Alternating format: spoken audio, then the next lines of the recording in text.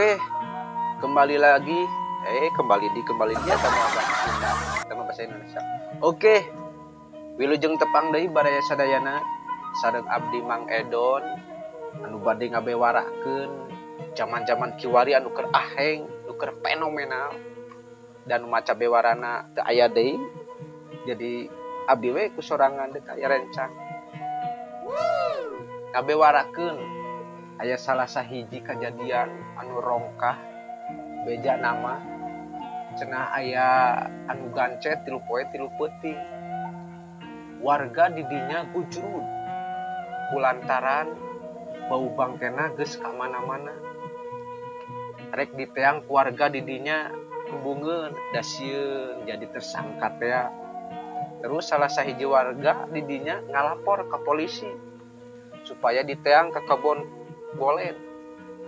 Pas diteang ku polisi adeun teh bangkong. Ke polisi teh astagfirullahaladzim. Aing beunang kapreng euy, moal baleg hanas geus bebeja ka atasan, hanas geus mawa wartawan, hanas geus diliput tungtungna mah kacau balau we.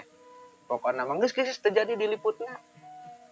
Sekian bewarana, salam walileuh.